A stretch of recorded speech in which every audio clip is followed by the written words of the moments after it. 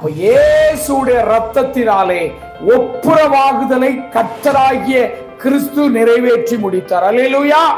அப்ப இயேசு கிறிஸ்துவின் ரத்தத்தினாலே உங்களை பூலோகத்தில் உள்ளவைகள் பரலோகத்தில் உள்ளவைகள் எல்லாவற்றையும் சொந்தமாக்கி கொள்வதற்கு பிதாவுக்கு சித்தமாயிருந்தது. அல்லேலூயா. ஏற்பட்ட மரணத்தின் மூலமாக ஒப்புரவாயிருக்கிறார். அல்லேலூயா. அப்போ அதுல மரணம் வந்தது. அவருடைய ரத்தம் எல்லாம் போன உடனே அவருடைய சரீரம் மரித்து போனது. சும்மா உங்களை ரட்சிக்கல.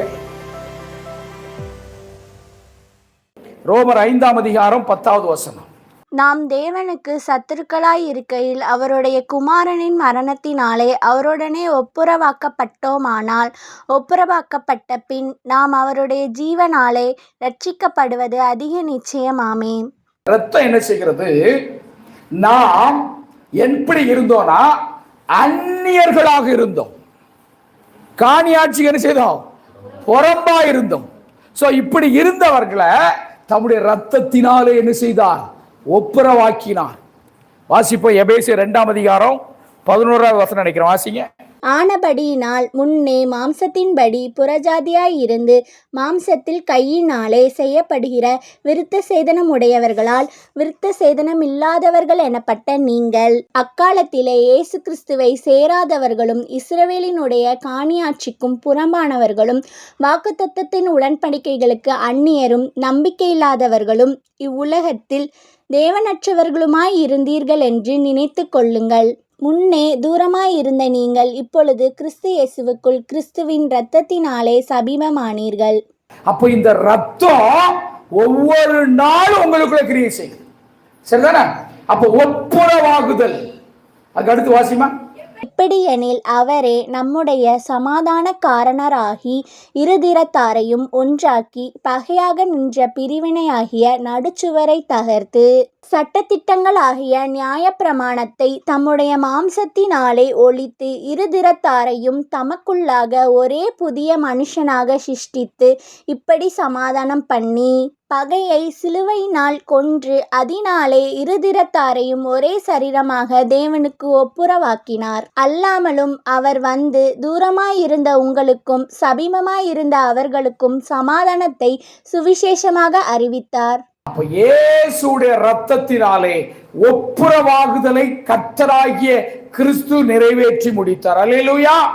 கொலோசையர் 1ஆம் அதிகாரம் 20 மற்றும் 21வது வசனம். அவர் சிலுவையில் சிந்தின இரத்தத்தினாலே சமாதானத்தை உண்டாக்கி பூலோகத்தில் உள்ளவைகளும் பரலோகத்தில் உள்ளவைகள் யாவையும் அவர் மூலமாய் தமக்கு ஒப்புரவாக்கி கொள்ளவும் அவருக்கு பிரியமாயிற்று. அப்ப இயேசு கிறிஸ்துவின் ரத்தத்தினாலே உங்களை பூலோகத்தில் உள்ளவைகள் பரலோகத்தில் உள்ளவைகள் எல்லாவற்றையும் சொந்தமாக்கி கொள்வதற்கு பிதாவுக்கு சித்தமாயிருந்தது. அல்லேலூயா. அப்ப தம்முடைய குமாரன் மூலமாக உங்களை தமக்கு சித்தமாக்கி கொள்ளுவது சொந்தமாக்கி கொள்ளுவது பிதாவுக்கு ஏற்றதாக. 21வது வசனம் வாசிமா. முன்னே அந்நியராயும் துர்க்கிரியைகளினால் மனதிலே சத்துருக்களாயும் இருந்து உங்களையும் பரிசுத்தராகவும் குற்றமற்றவர்களாகவும் கண்டிக்கப்படாதவர்களாகவும் தமக்கு முன் நிறுத்தும்படியாக அவருடைய மாம்ச சரீரத்தில் அடைந்த மரணத்தினாலே இப்பொழுது ஒப்புரவாக்கினார். அந்த சரீரத்தில் ஏற்பட்ட மரணத்தின் மூலமாக ஒப்புரவாயிருக்கிறார். அல்லேலூயா. அப்போ அதுல மரணம் வந்தது. அவருடைய ரத்தம் எல்லாம் போன உடனே அவருடைய சரீரம் மரித்து போனது. சும்மா உங்களை ரட்சிக்கல. காயிலாங்கடையில் கிடைக்கிறது இல்லை ரட்சிப்பு.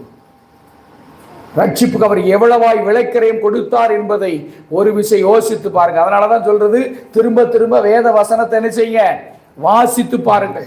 அவைகளாலே உங்களுக்கு நித்திய ஜீவன் உண்டு என்று வேத வசனம் சொல்லுகிறது. ஆக ஒப்புரவாக்கினார் என்று சொன்னால் தூரமா இருந்தவங்க சமீபமா இருந்தவங்க நீங்க அவருடைய சமூகத்துக்கு பிதாவுக்கிட்ட வரணுங்கிறதுக்காக கிறிஸ்து தன்னையே ஒப்பு கொடுத்தார். அல்லேலூயா. நீங்கள் பிதாவுக்கு சொந்த பிள்ளைகளாய் இருக்கிறீர்கள் இயேசுடைய ரத்தத்தாலே.